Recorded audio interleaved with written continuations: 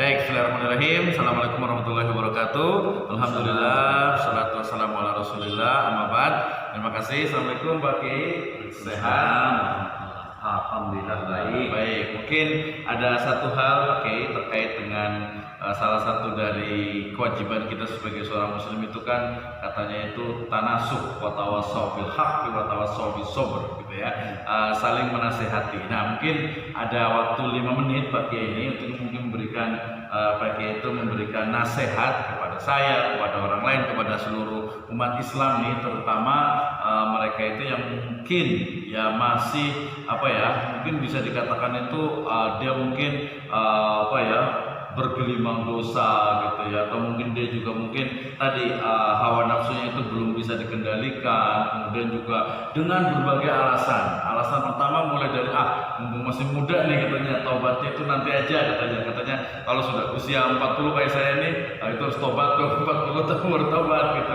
Atau mungkin ada juga yang berpikir itu mungkin ini cuma istilahnya, atau mungkin ada juga yang beralasan juga ya itulah kita namanya manusia gitu kan, jadi tempatnya salah dan dosa gitu. Nah, kira-kira nasihatnya seperti apa nih Pak Kiai untuk orang yang dia masih bergelimang dengan dosa, baik dosa kecil ataupun dosa besar.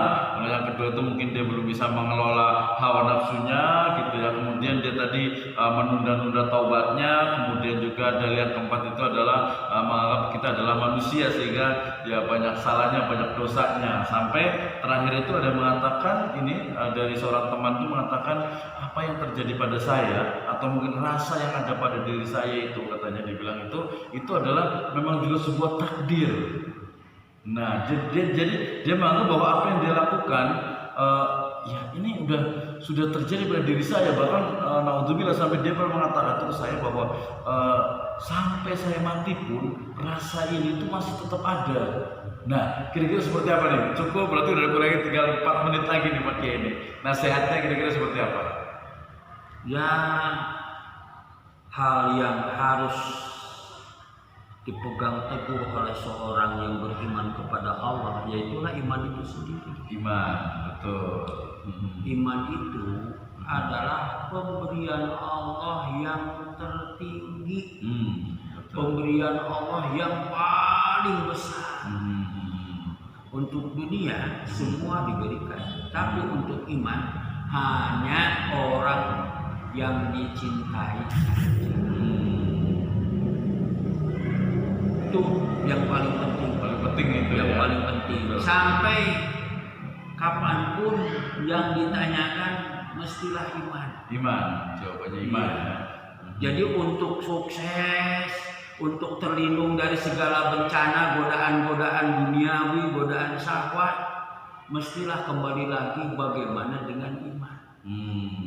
Dengan iman. Inilah anugerah yang tertinggi. Sekalipun seseorang dia harus terperosok pada satu lembah kehinaan, kembali lagi asal punya iman. Asal punya iman. Betul sekali. Jadi seseorang yang dia mati dengan membawa iman sudah jaminannya surga. Walaupun mungkin mampir dulu gitu atau dilempar dulu gitu. Iya betul. Wa in zana wa in saroko. Sekalipun dia berzina, sekalipun dia mencuri, yang penting bagaimana jika dia mati dia dalam keadaan membawa iman. Kalau nanti Allah dengan keadilannya maka harus merasakan konsekuensi daripada perbuatan yang dilakukan oleh karena maksiat. Ya, itu berarti harus merasakannya. Tapi kan Allah punya rahmat. Dengan kasih sayangnya tidak menutup kemungkinan orang itu dibebaskan dari kesalahan-kesalahan. Yang penting moga iman, ulah sampai iman terlebih. Oke, tadi gini Pak Kiai, justru tadi ada orang-orang yang dia itu terjatuh kepada tadi dosa dan sebagainya, kemudian juga dia belum bisa menguasai hawa nafsunya. Itu kadang memang alasannya adalah itu Allah kan maha rahmah gitu, Allah itu akan mengampuni. Dan seperti apa nih kalau orang seperti ini? Iya, kaitan dengan rahmat, kita berharap akan rahmat mestilah logis. Ada istilah tamani, ada istilah taroji.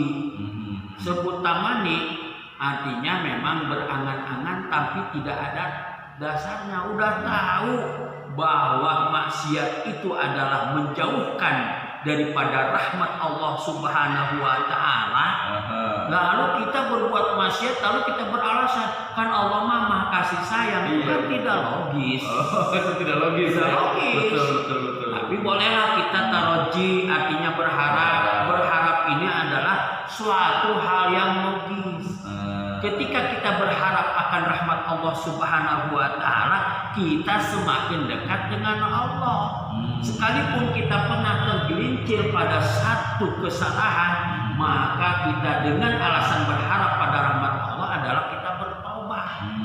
Jadi kita tidak terus ada di dalam kubangan perbuatan dosa itu. Baru itu namanya taroji, bukan tamani. Kan tidak ada yang tahu bagaimana akhir daripada seseorang. Iya, betul. Makanya kita harus khawatir terus bagaimana nasib saya akhir. Jadi jangan katakan toh Allah mah Maha Rahim dan Maha Rahman. Tapi harus disesuaikan juga ya. Artinya dengan upaya-upaya kita. Rahmat itu ada di dalam ketaatan. Oke, baik. Oke, bisa dipahami. Mungkin loncat ke yang terakhir nih. Kalau ada yang mengatakan bahwa apa yang saya rasakan ini, ya, itu adalah memang sudah tertulis, sudah jadi takdirnya, sehingga sampai mati pun, ya mungkin rasa ini tuh masih ada gitu. Gimana tuh? Rasa tadi, rasa apa namanya, ya dosa, dan sebagainya lah gitu. Kira-kira kalau orang yang mengatakan seperti apa dia?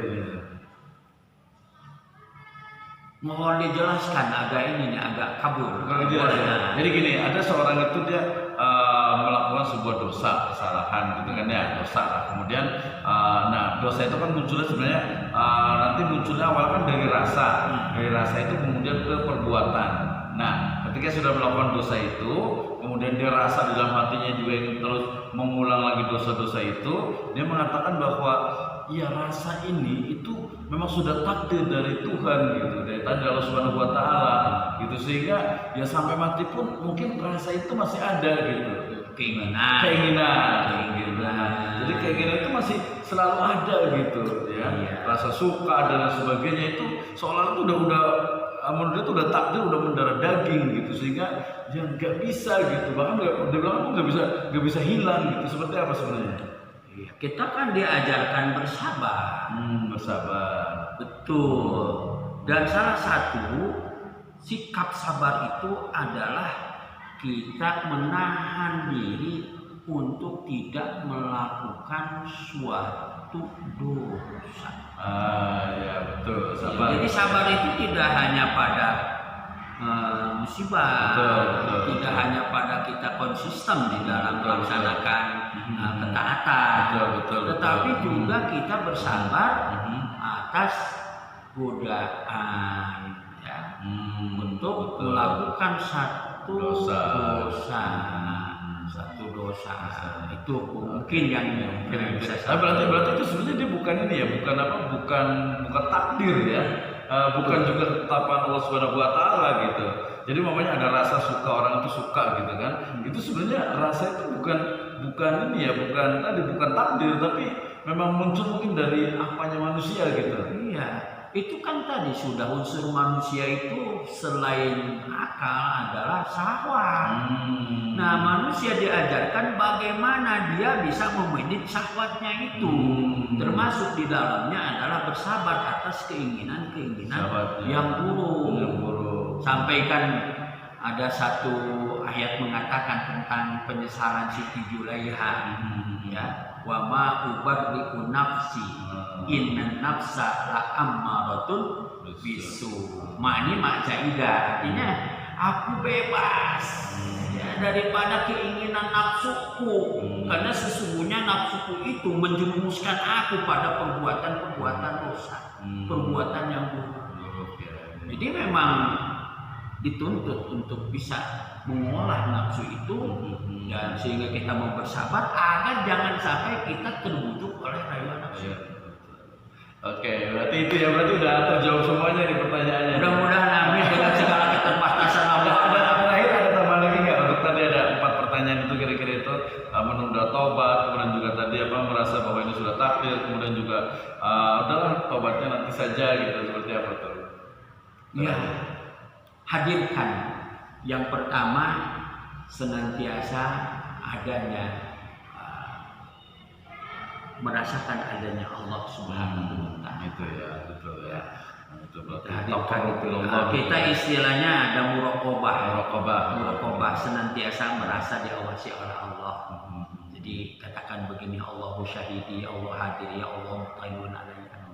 Allah senantiasa menyaksikan aku, Allah senantiasa menghadiri aku, Allah senantiasa melihat aku. Jadi merasa keberadaan adanya yang maha kuasa di tengah kehidupan kita. Iya, itu yang mungkin di beberapa teman-teman itu mungkin masih belum bisa optimal gitu ya. Iya, Ketika dia melakukan kesalahan umpamanya ya mungkin rasa itu ada sebenarnya, cuman mungkin tadi hawa nafsunya itu mendominasi. Betul. Ya, mendominasi. Dia mungkin tahu bahwa Allah itu melihat, Allah itu ya hadir gitu ya. Tapi kemudian mungkin hawa nafsu terlalu kuat sehingga kemudian dia ada terjatuh lagi.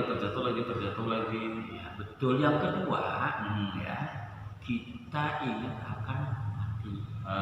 Ya betul. Akan mati. Jadi ada satu hadis mengatakan bahwa cukuplah mati sebagai nasihat. Kafa bil mauti wa'idhan. Cukuplah mati itu sebagai nasihat bahwa kita pada akhirnya akan berpulang kepada Allah. Ya. Hanya pertanyaannya, apakah Allah dalam keadaan ridho atau justru murka kepada kita? Selama kita masih hidup, kita masih bisa memperbaiki. Kalau sudah mati, iya, tidak bisa. makanya gunakan kesempatan mumpung hidup. Badiru bis sholati qoblal maut wa badiru bi taubati qoblal maut. Segeralah sholat sebelum mati, ya, dan segeralah tobat sebelum terlambat. Barangkali saja begitu. Oke, terima kasih banyak.